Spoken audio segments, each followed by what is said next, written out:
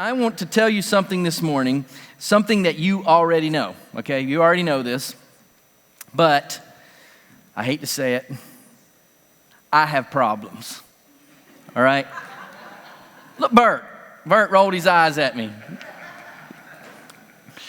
I could sit with you today at lunch, and we could talk the entire hour about what's wrong with me and problems that I have in my life. And I could complain to you, and we could talk and just share on and on and on with you about everything that's wrong in my life. You already know this, but you have an imperfect pastor that's leading Mission City Church. So I apologize to you, but that is just the way it is. I'm also going to tell you something that I know. You have problems. And if we went to lunch today, I could listen to you guys for a whole hour, share about all the issues and the problems in your life, and you could complain and talk about things that are not right in your life. Everyone here, everyone who attends Mission City Church have problems, all of us, and we're all imperfect people. And just like I've said before, we're all here like the island of misfit toys, and we have 1,000 things that are wrong with us. Now, what I want to do is pray, dismiss us, and goodbye, and we'll see you next week, all right? Be encouraged. No, just kidding. Everything I told you is true. However, that is not the end of the story. The outside world, the world outside of the kingdom of God, believes that that's the end of the story. That's all there is. There's problems for us, and there's not really a great solution for that. But there is something else that changes everything about what I just said, about our problems. There's something that's very simple, but it has a million details to it. But the truth is this, and it's a 3-word sentence. You ready for this?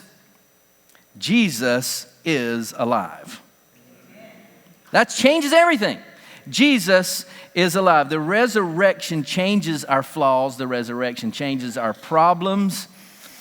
And now, you might believe that Jesus is alive, but you might still doubt that he can fix your day-to-day problems, your week-to-week, your month-to-month. Yes, I believe in the resurrection, but I'm not sure that Jesus, he can bring himself back to the dead, but I don't know how he's going to pay my car payment this month.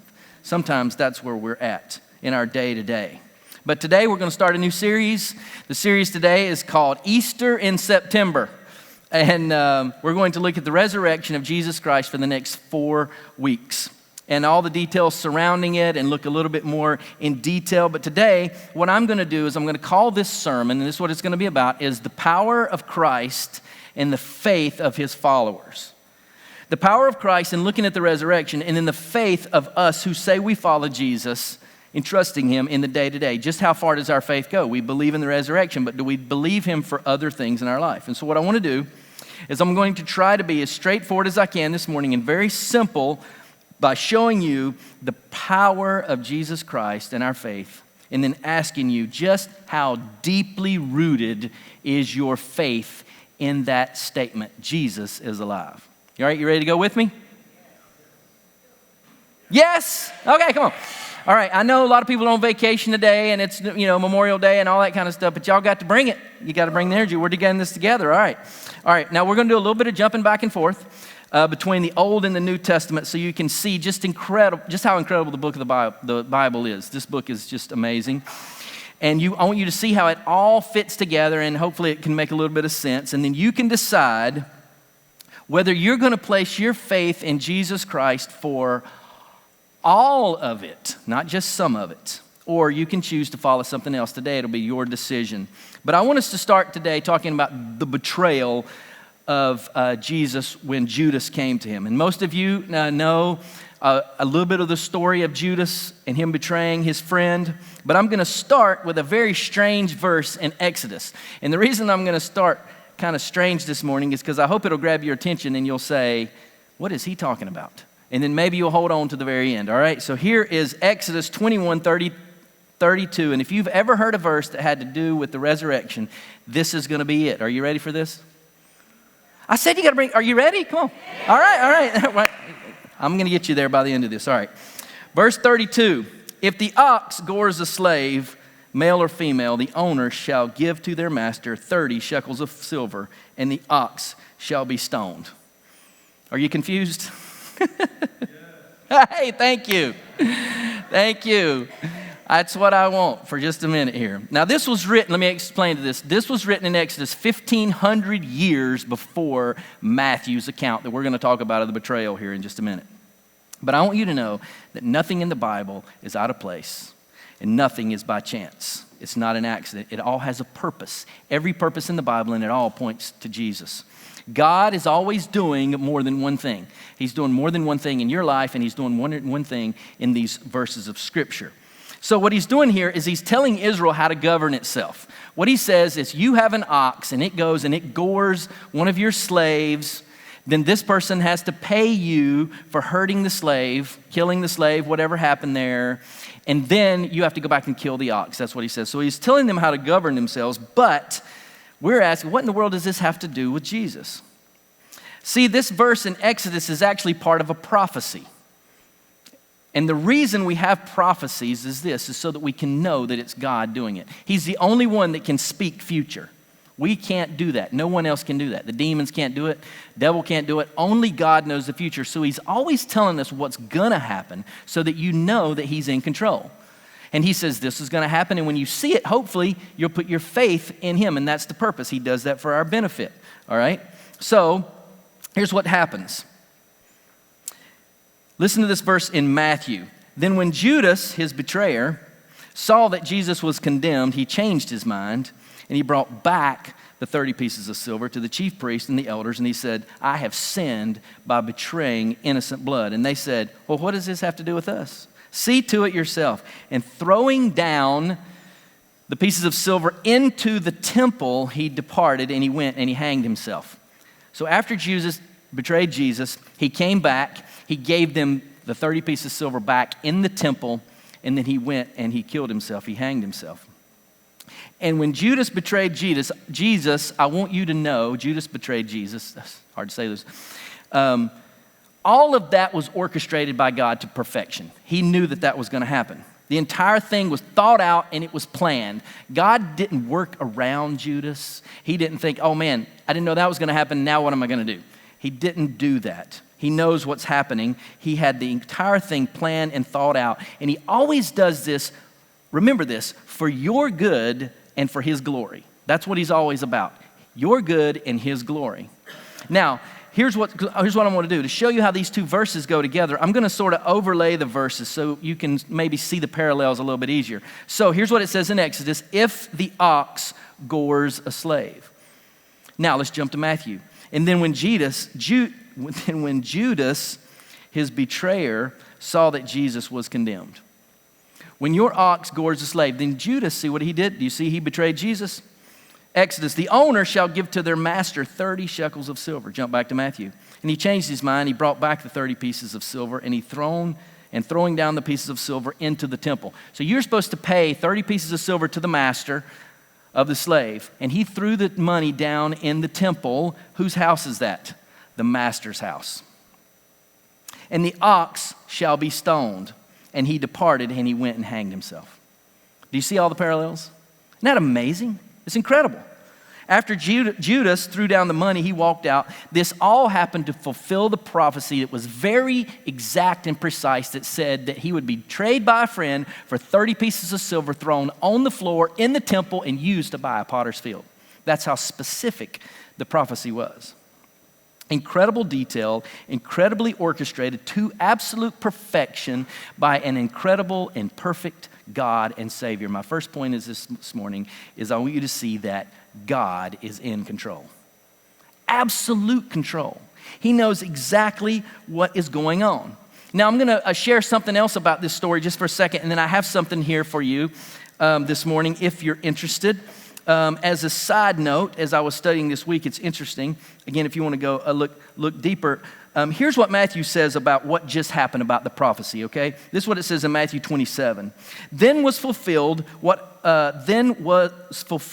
had happened, spoken by the prophet Jeremiah, saying, and they took the 30 pieces of silver, the price of him on whom a price had been set by some of the sons of Israel, and they gave them for the potter's field as the Lord directed me. Now there's an argument that goes along for those scholars in the room who may or might not know this if you're interested. There's an argument that says Jeremiah did not say that. He did not write those exact words. What's actually closer is that Zechariah said this and Matthew misquoted. Jeremiah says something similar, but he says it just a little bit different in Jeremiah. So here's the deal. The text does not say in verse 9, here's what it does not say. Then was fulfilled what had been written by the prophet Jeremiah. You know, place in Scripture where you see that, then what was written by the prophet Isaiah and all these things. He didn't say what was written. This is what it says. Then was fulfilled what had been spoken by Jeremiah. It wasn't what was written, but what he said. And it makes all the difference in the world. And so what I'm doing here is I'm including a one-page document to make it simple, and you can go detail. If you want to know more about this story and about why Matthew would have quoted Jeremiah when it sounds like it was Zechariah, and they think that Matthew made a mistake, he actually did not. And it's amazing. I'm going to put it right here, 25 copies for you if you're interested in going a little deeper this morning. I didn't do an exhaustive study in it or anything like that for you. I just laid the groundwork for you to go and look a little bit deeper. But my point is this. God, He is in control, and He doesn't make mistakes. What's going on in your life right now? It's not a mistake. Jesus being crucified was carefully planned out. It was orchestrated by God for your good and for His glory. And nothing happens out of chance outside of God knowing it. And in your current life, the issues are exactly the same. God knows what's going on. He's in control. And when we say that He's in control, we don't mean that He's in control of this one thing or whatever He wants to be, but He's not in control of the other smaller things. A lot of times we think of that. Like, for instance, your favorite driver in NASCAR.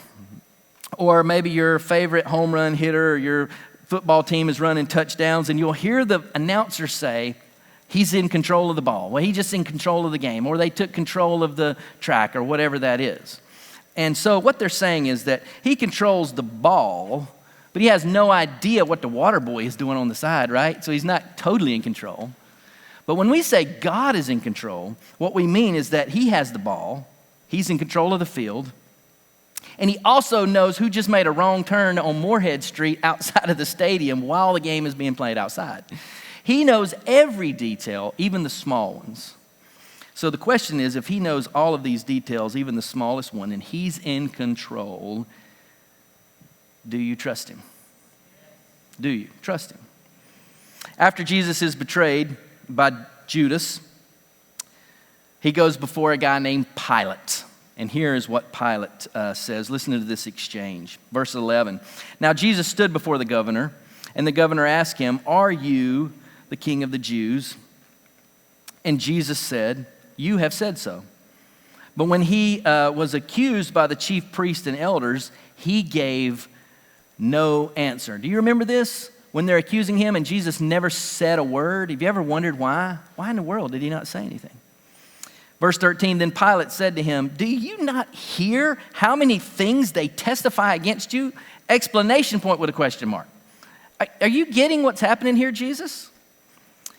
But He gave him no answer, not even a single charge, so that the governor was greatly amazed. Now, why would he be amazed?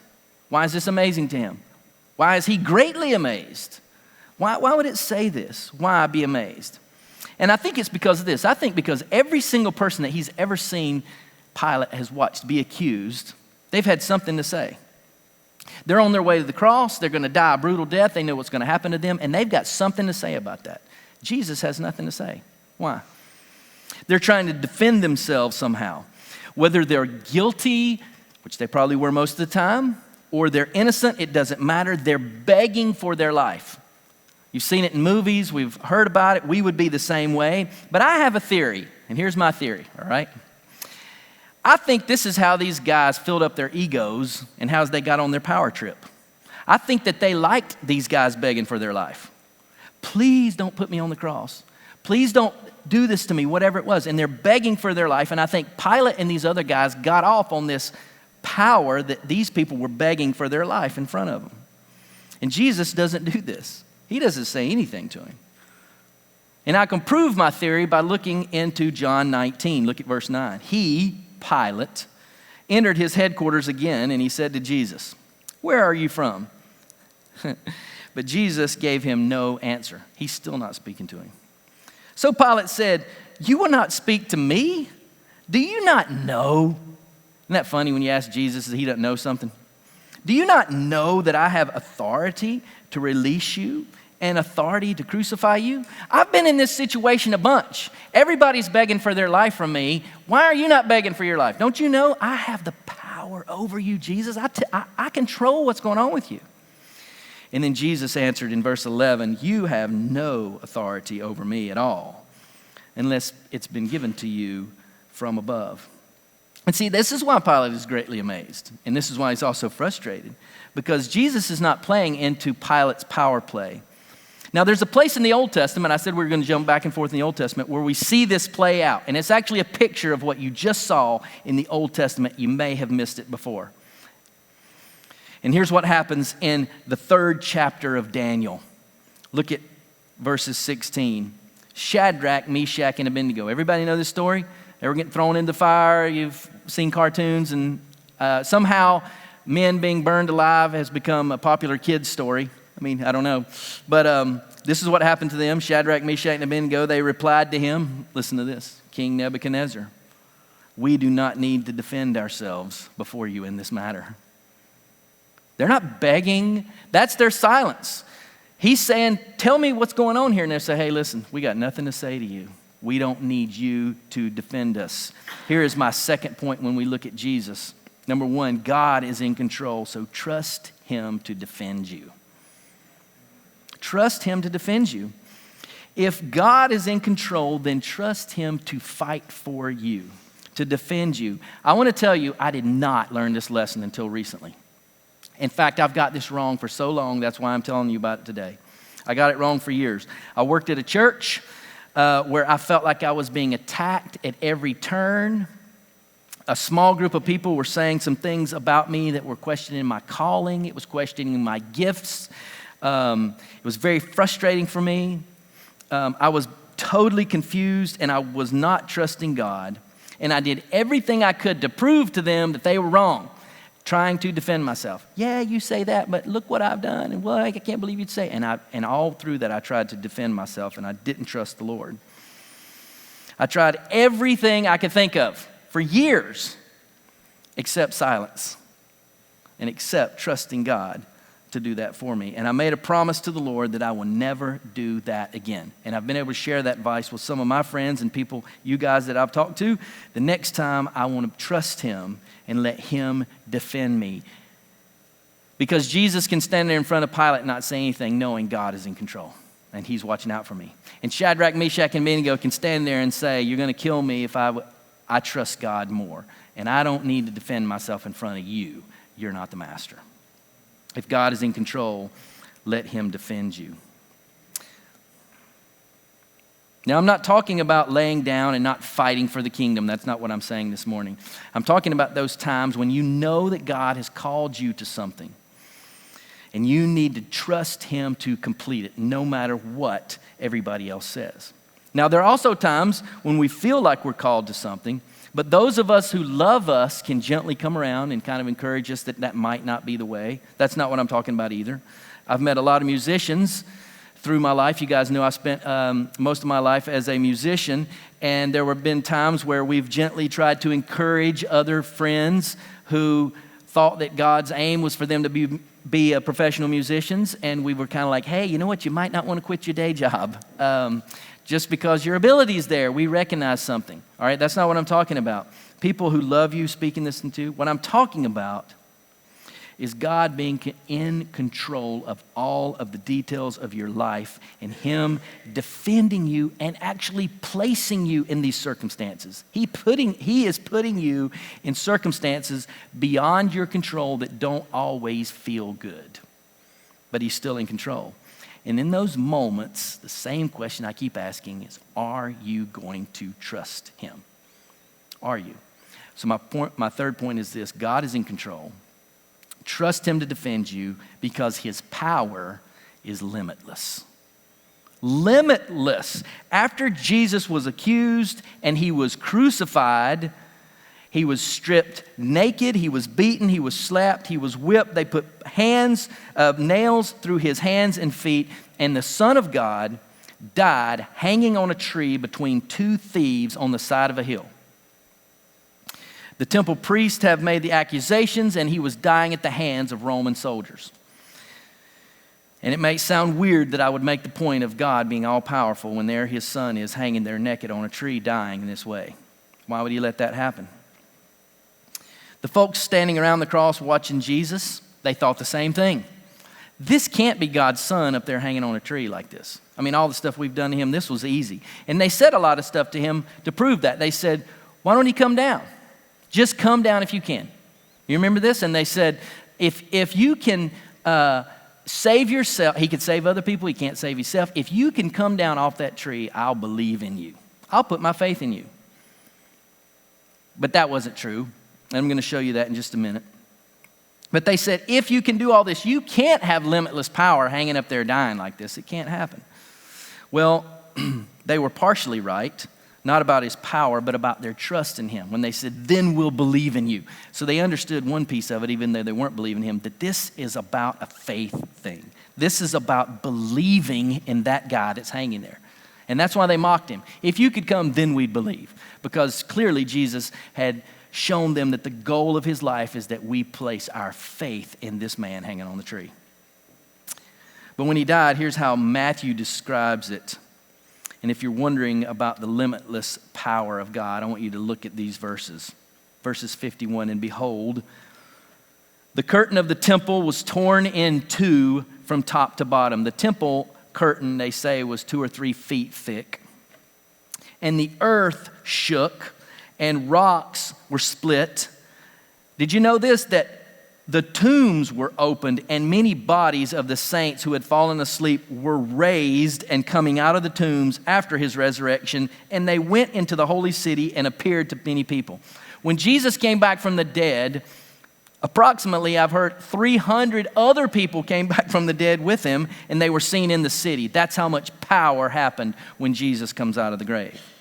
And when the centurion and those who were with him, keeping watch over Jesus, saw the earthquake and what took place, they were filled with awe, and they said, and these are the guys who killed him. They're standing there watching it, and he dies, and they said, truly, this was the Son of God. It's always a faith issue. It's always about placing your faith and trust in him. And when they died, even the centurion that was standing there said, he was the Son of God, and he believed. Never before seen power, and the centurion who helped kill him sees him die, and he recognizes him. He sees everything that's going on, the rocks, the earthquake, what Jesus said, all of this is happening. He places his faith. He believes in God. Now, not everyone believes. Not everyone who saw him die this way, not everyone who saw the earthquake and they saw the rocks break in two, they saw dead people come back to life. Even the ones who saw him after the resurrection still did not believe in him. Can you believe this? Look at Matthew 28. Now the 11 disciples went to Galilee, to the mountain to which Jesus had directed them. This is after the resurrection. And when they saw him, they worshiped him, but some doubted. After all of that, some still doubted. After all of this, Jesus goes to the cross. He dies. Earthquakes, the temple rips, dead people come back to life, rocks break in half. He's alive from the grave, walking around. Some still doubted.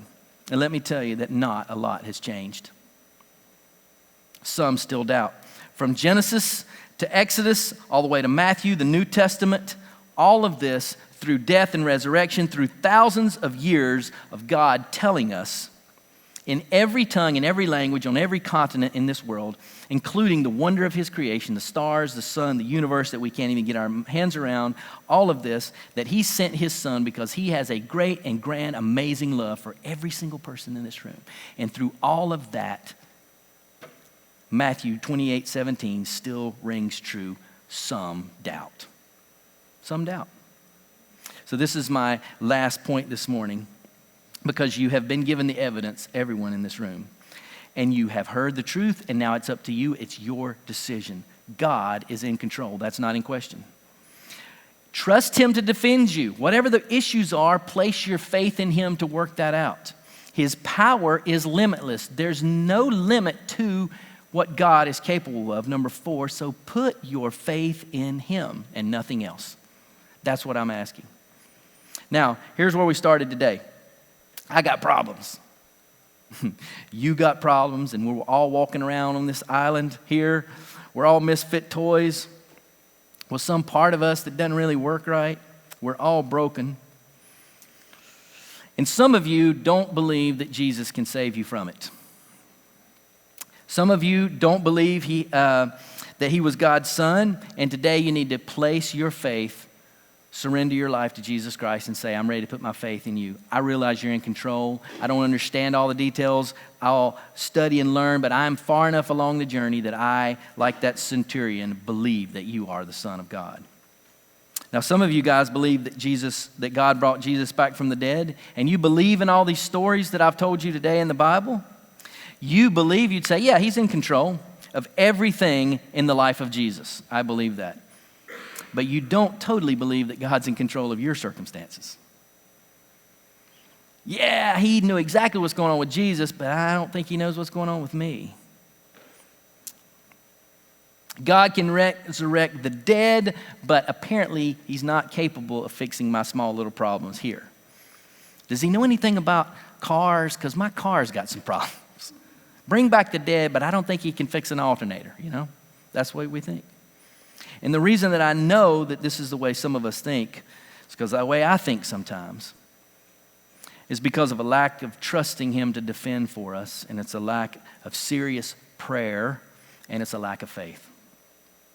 And the faith we read about in the Bible is that there are men and women who are shipwrecked and beaten and stoned and thrown in jail and murdered and crucified, and they still worship God. In fact, they're singing songs from the jail cells about how much their faith in him still is when they're in prison.